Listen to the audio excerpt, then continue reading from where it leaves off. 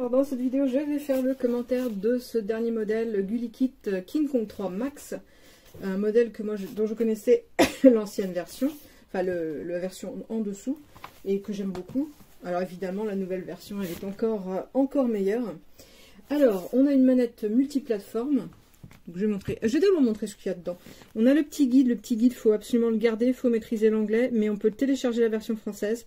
Il va vous expliquer en fait toute l'utilisation de l'appareil et surtout comment mettre des macros. On va avoir ce petit truc, pas grand intérêt. On va avoir la boîte contenant deux jeux de gâchettes ici, les gâchettes G1, G2, G3, G4. On va avoir également G1, G2 qu'on peut mettre en petites gâchettes et on va avoir des boutons différents pour remplacer ceux qui sont installés sur la manette selon le support avec lequel on joue. On va avoir ici une boîte. Alors, la boîte, c'est très bien, la boîte de rangement, mais par contre, une fois qu'on a mis les gâchettes, ça rentre plus. Bon, ça, c'est pour enlever les petites touches sans problème. J'ai essayé, ça fonctionne bien. Et ça, c'est pour connecter sur le PC, sur un appareil qui prend une clé USB de manière à avoir une très faible latence. On a évidemment le câble qui est fourni aussi. Allez, voyons la bête. Parce que c'est ça qui nous intéresse. Donc, j'aime bien le design tout blanc comme ça. Voilà, j'ai installé les gâchettes. Et on va avoir un petit switch ici. Alors, le petit switch, c'est le Smart Trigger. On va pouvoir passer d'une gâchette avec appui progressif à des gâchettes... alors, c'est ici. À des gâchettes qui continuent sans arrêt de déclencher analogue. Voilà. On va avoir... donc ça, on peut les enlever assez facilement. Hein. Voilà, on les enlève, on les remet. Tac. Ça, c'est tout simple. On va avoir ici des boutons qui permettent de connecter sur différents appareils. Donc ici, on va connecter sur le petit truc de connexion qu'on a vu tout à l'heure, sur le PC, sur la Switch, etc. Et ici, je ne me souviens déjà plus.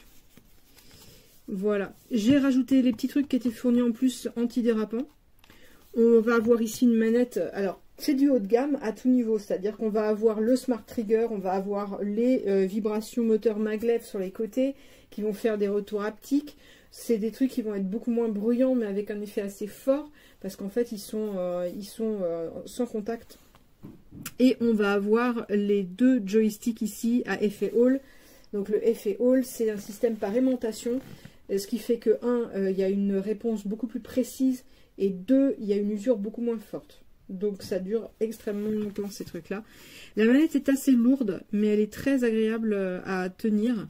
Bon, les gâchettes, s'il y a un défaut, les gâchettes sont un peu dures, donc elles conviennent parfaitement pour les jeux où il faut faire un appui progressif. Voilà, tout le reste c'est très agréable. Est-ce qu'elle va s'allumer? Hop. C'est marrant qu'elle s'allume pas. Normalement elle s'allume. Tac. Qu'elle a des petits effets de lumière qu'on peut varier. Oh bah, j'ai plus de batterie. C'est un truc comme ça, j'ai plus de batterie. Normalement, on appuie sur les boutons et ça démarre. Hein. Bon, tant pis. Bref, en tout cas, c'est une excellente manette. Alors évidemment, ça ne remplacera pas en FPS l'utilisation clavier-souris qui va être beaucoup plus puissante et efficace. Par contre, sur des jeux de racing, c'est super sympa. Et le fait d'avoir l'avancée progressive sur les triggers, c'est vraiment super. Et tout est programmable. Évidemment, à ce niveau, on fait exactement ce qu'on veut de sa manette. On la personnalise exactement comme on l'entend.